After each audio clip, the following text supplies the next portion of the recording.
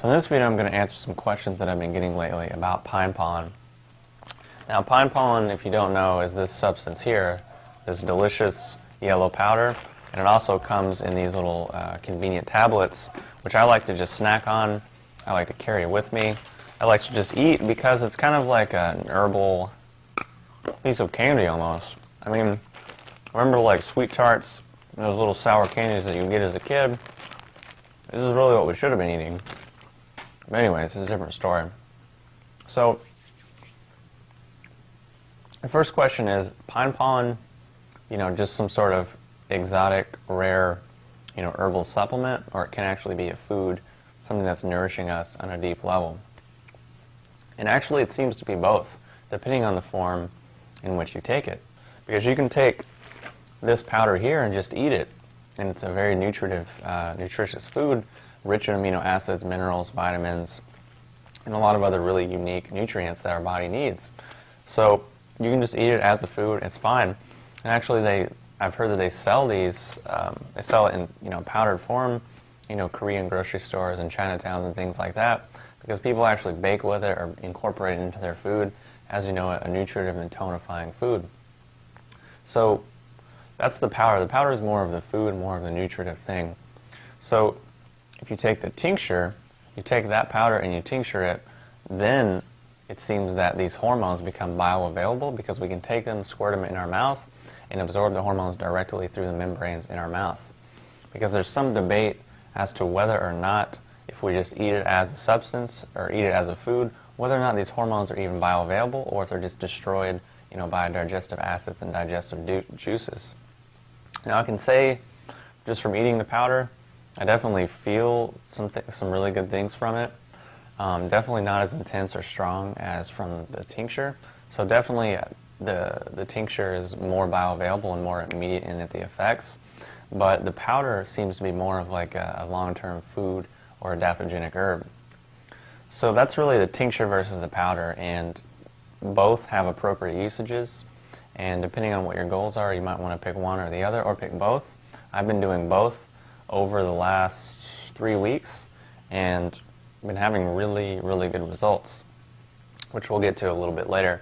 So the next question is, since pine pollen contains androgenic hormones in a bioavailable form, does this mean that if you're taking them in, will your body eventually just stop producing its own hormones? So one instance where I've heard this explanation or this example before, or this line of thinking before, is that people would say, oh, well, if you take a lot of digestive enzymes, then your body will eventually just stop producing enzymes. Which I think is kind of, that line of thinking is kind of a middle finger to our body and to the intelligence that's innately in our body. And I think a lot of people in the quote health food or healing movement, whatever you want to call it, really don't have much faith in their body and really just think their body's stupid and mechanical and just think they have to be really controlling and rigid with all these different things to make sure their body does this. In reality, our body's working with billions of years of intelligence, all this DNA that's stored inside of us, all the information that's stored inside of us. It's far more intelligent than our minuscule ego or minuscule present moment consciousness, which can only really entertain 5 to 7 variables of information at any given time before it just gets overloaded and can't compute anymore. So back to the point at hand is, it seems based on the research that I've seen that the only time that our body will stop producing the hormones when we're taking pine pollen is if we're really doing ridiculous amounts, like steroidal level amounts, like bottles of tincture per day, multiple bottles over a period of time. It's only then does our body start to really shut down and start to have negative effects. But if you're intelligent and reasonable and respect your body and respect the food, you're not really going to have to worry about that. Now the next question is, since pine pollen contains androgens, does that mean it's only good for men, or is it good for women too?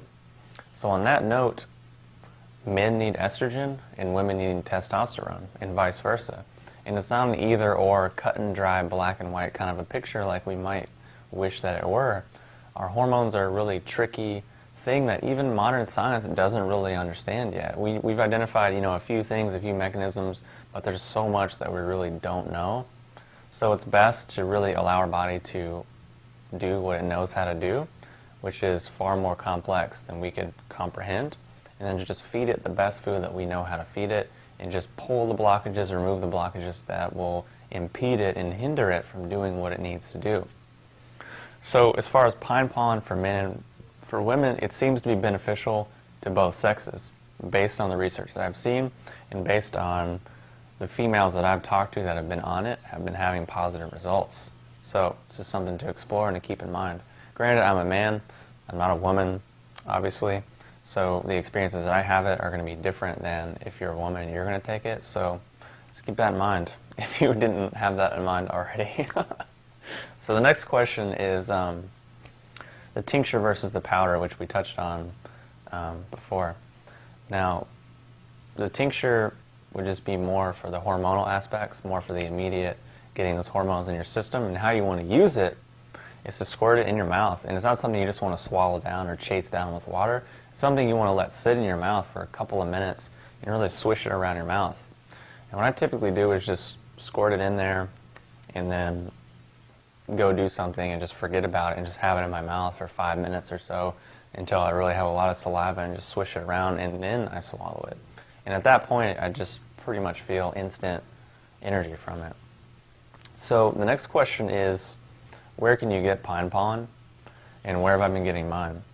So first thing is Sir Thrival, which is Daniel Vitalis' company, has a pine pollen tincture and powder coming out soon, which he was kind enough to give me some of that, which I've already blown through and eaten all of it.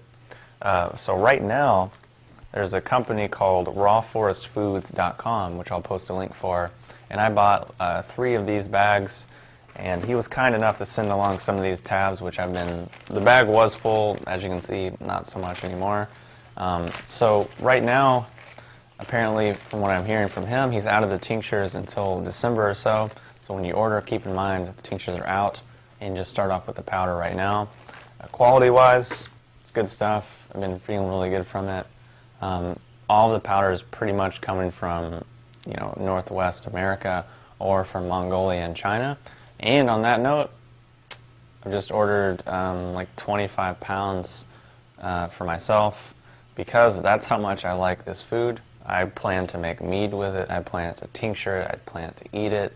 I want to really eat it a lot and just see what happens and see what the benefits are, and just really explore this food that we really kind of overlooked and haven't really given its day in court, really haven't given it its, you know, opportunity to really have the spotlight like it should have.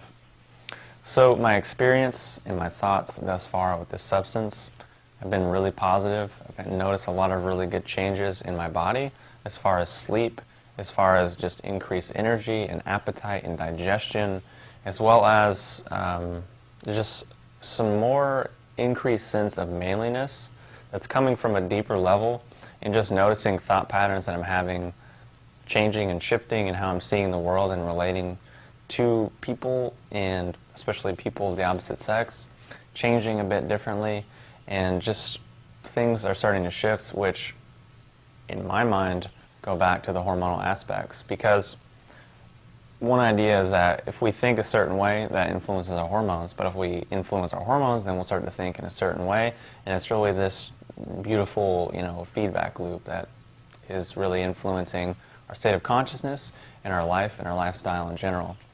So that's kind of where I'm at with this food right now and this herb right now. I'm really into it, I'm really excited about it, and I'm going to eat some more right now, and hopefully I'll get some more pine pollen soon. So if you have any questions or comments, post them below, and I'll talk to you soon.